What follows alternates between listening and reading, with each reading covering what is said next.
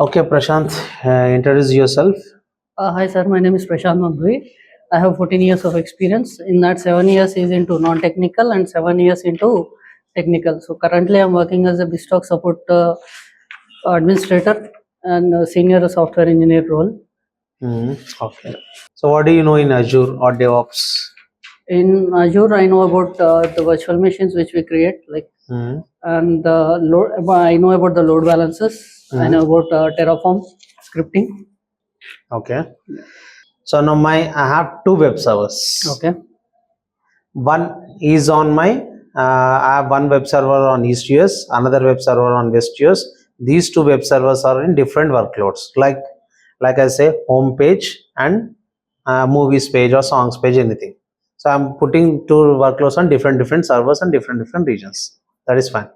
Now I have created one application gateway. Okay. In the application gateway, from which option, try to understand, in the application gateway, from which option I can route the traffic between these two? Listeners. Yes. Are you sure? Listeners? Yes, sir.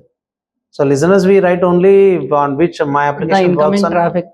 On which application my port works. That is the only listener option. In listeners, if you go, you will write 443. That's it. So where you configure this routing rule? I need to configure somewhere, right? My load balancing rules I'll use and I'll configure the load balancing rules. Okay. So what is the use of session affinity? Session affinity is used to get connected to one server at the backend using the cookies or either the source IP. When the client is using a particular source IP, it uses that particular source IP to get connected to this backend server. And it also uses the cookies instead of source IP. It also uses the cookies to get connected to that particular server IP. So in this case, what happens is whatever the request that is coming from that particular server, it only goes to that server itself. And whenever this particular source IP or the cookies gets disconnected, it again routes to a different server at the backend. This is a use of when we enable the session affinity. This is what happens at the backend. So what happens about health probe? What does health probe works? Health probe usually checks the health of the heartbeat of the server using the port. So it initially sends the request to the port, whatever the port that is enabled. If it does not receive the signal from that port, it says that this particular server is down, and it routes the traffic to different servers. And whenever that particular port is up and it receives the signals, it again routes the traffic to that server. Okay. So in case, for example, my server is running fine without any issues. My server is running fine. But still my health probe is getting some issue. I mean, backend health is having problem. What could be the issue? There might be an issue with the port, sir. So now, what is the port number of MySQL? 1436. 1436. Okay, so let me go to another topic like storage account. Okay, now where I have one scenario stating that I need to give an access to one particular person's over the internet. I don't need any service endpoint, private endpoint. I want to give access to one of the person over the internet. Okay, but I want to restrict him. So in what way you can restrict him the access? Using the shared access signature key. Okay. Wherein we can grant the permission. What actions exactly he can take over that particular storage account. Like he can only read, or he can use both read and write operations, or he can do anything on that. So using the shared access signature key, we can give particular rights to that person who is accessing that storage account. So what and all you can provide by using shared access signature? Like I said, we can give him the permissions.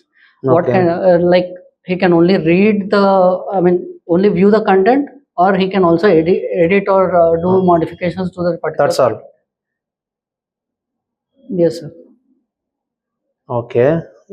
So fine. Now I have something, right? So what is exactly a lifecycle management? By using lifecycle management, what and all you can do in storage account?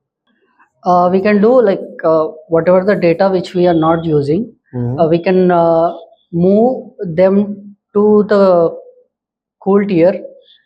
There are options like hot tier and cold tier. So when we use continuously the files, they are used in the hot tier section, and when we do not use any files, that are being to the cold tier section. Hmm. So in lifecycle management, what happens exactly is whatever the files we can configure them.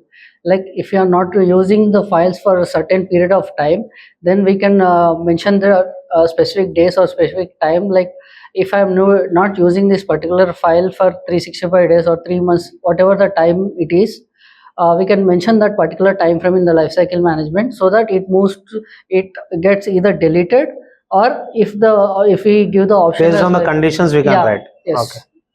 So I want to replicate multiple database servers. Okay. So that is Azure SQL, for example. I want to configure multiple database replication. So from which option I can configure it? By using the failover group, we can configure the multiple database replications. Okay, I'll come to Terraform, right? Okay. So what happens if state file get deleted?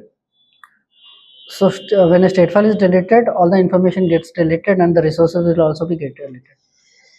Okay, what is workspace? Workspace is used to create different environments within the Terraform. Okay, fine. Then let's connect next session. Okay. Yeah. Thank you, sir. Yeah.